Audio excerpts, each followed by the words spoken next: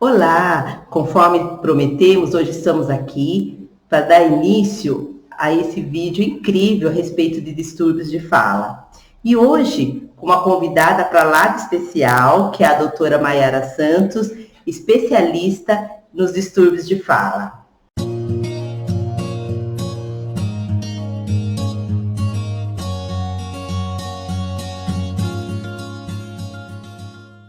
Olá, meu nome é Maiara, sou formada em fonoaudiologia e hoje eu vou falar um pouquinho para vocês sobre a atuação fonoaudiológica nos transtornos de desenvolvimento de linguagem, fala e comunicação.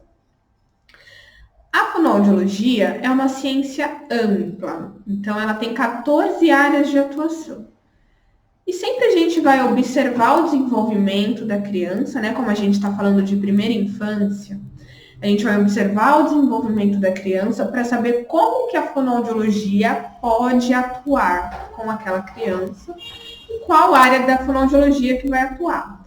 Então, no desenvolvimento, existem alguns transtornos do desenvolvimento. Então, pode ser um transtorno motor, pode ser um transtorno que afeta a cognição. Então, a gente vai especificando aos pouquinhos. A fonoaudiologia é uma ciência que estuda algumas áreas, tais como as áreas auditivas, na audiologia, a área da linguagem, a área da disfagia, para aquelas pessoas, crianças, adultos que têm dificuldades para deglutir. São algumas áreas. Então, a gente vai observar o desenvolvimento da criança e ver se ele está esperado ou não para a idade dela. Eu vou falar um pouquinho, bem por cima, sobre o desenvolvimento de linguagem, fala e comunicação, para pensar na atuação fonoaudiológica nesses aspectos. Então, a gente sabe que a criança já se comunica desde muito cedo. Se a gente for pensar a criança ainda na barriga da mãe, a mãe já percebe quando a criança está um pouquinho mais agitada, quando ela está um pouquinho mais calma. E isso fica muito mais intenso assim que a criança nasce também. Desde o nascimento, a criança já tem um padrão de comunicação pelo choro. Então, se a criança está chorando, a família, os pais, quem está ali ao entorno já consegue perceber que alguma coisa está acontecendo. E algumas pessoas até falam assim: esse choro é de fome. Esse choro é de dor. Eu acho que essa criança tá com a fraldinha suja, então deixa eu ver se tem que trocar. Pelo choro da criança, a família começa a entender um pouco do funcionamento daquela criança. Um pouquinho mais para frente, vem o sorriso responsivo, né? O sorriso social, que é uma das partes que as famílias mais gostam também. Quando a gente começa a fazer uma brincadeira com a criança e ela corresponde, ela acha engraçado, então ela dá uma risada, ela dá uma gargalhada. Isso também é uma forma de comunicação. Lá por volta dos 5, 6 meses de vida da criança, ela começa a fazer os seus balbucios. Então ela vai balbuciando daqui, balbuciando dali. Algumas mães até falam: eu tô conversando com você mesmo, porque a criança está balbuciando, fazendo ali uma imitação do padrão de comunicação verbal. Porque lá na frente, essa criança vai começar a falar as primeiras palavrinhas dela. Lá com 11, 12 meses, ela vai falar palavras curtas como mamãe, papai, água, tetê. E a gente vai entendendo o que essa criança está comunicando. E isso só vai numa crescente.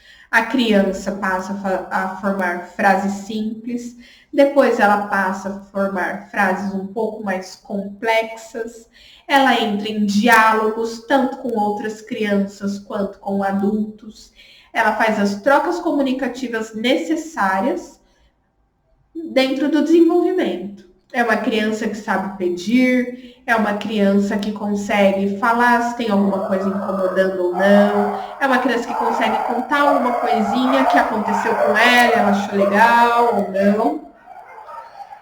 Mas e quando as coisas não acontecem dentro do que é esperado?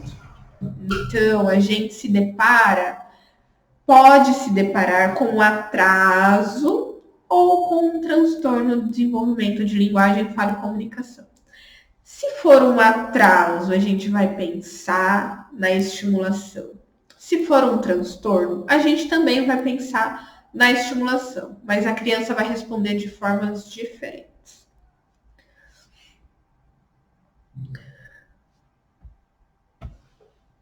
Desligou. Voltou. Pode continuar daqui mesmo? Pode. A criança vai responder de formas diferentes. É importante que quando a família observar algum traço diferenciado no desenvolvimento da criança, que ela procure uma ajuda profissional.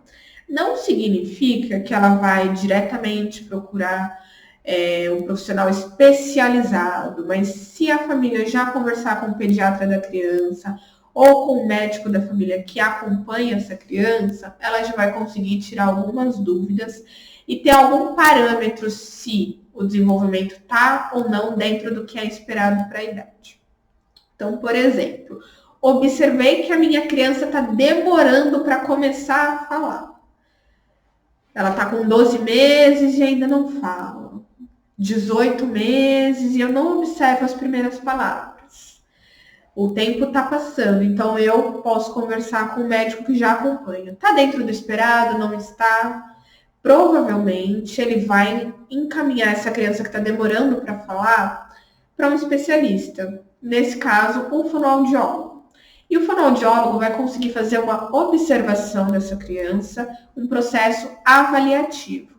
Sempre pensando no que pode estar interferindo nesse desenvolvimento de linguagem, fala e comunicação. Então, inicialmente, é muito importante a gente saber se essa criança está ouvindo bem.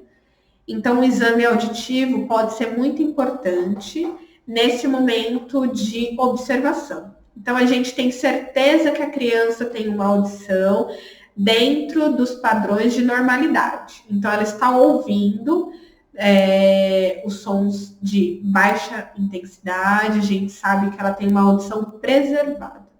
Então, não é esse o motivo do atraso ou do transtorno do desenvolvimento de linguagem, fala e comunicação. Vamos investigar mais aspectos. E aí, o fonoaudiólogo consegue começar a fazer uma investigação mais profunda. Observar como foi o desenvolvimento, como foi a gestação,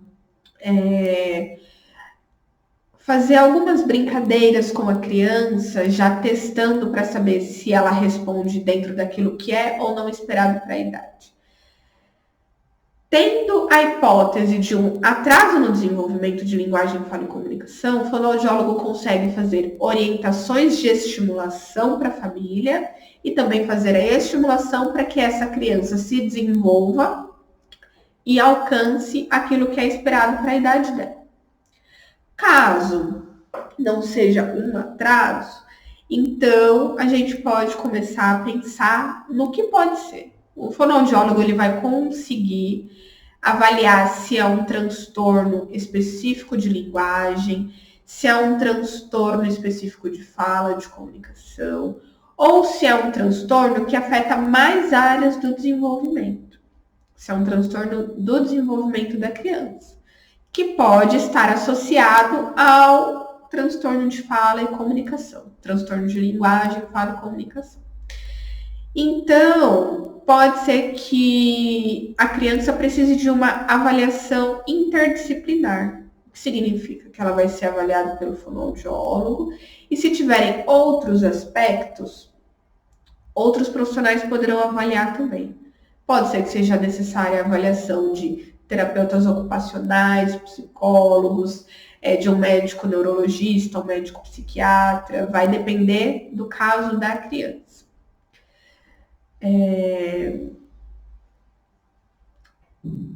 Acho importante falar sobre o desenvolvimento de linguagem, fala e comunicação dentro de um tópico que a gente gostaria de conversar em mais vídeos, que é dentro do transtorno do espectro autista, que também é um transtorno do desenvolvimento e que pode afetar também o desenvolvimento de linguagem, fala e comunicação.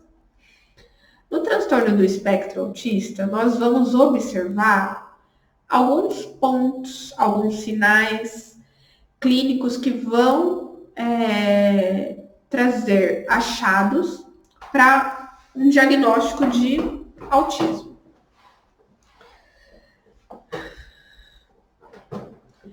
E o diagnóstico de autismo, ele não é feito por um único profissional e muito menos em um único atendimento. Geralmente ele é feito por uma equipe interdisciplinar e essa equipe consegue observar alguns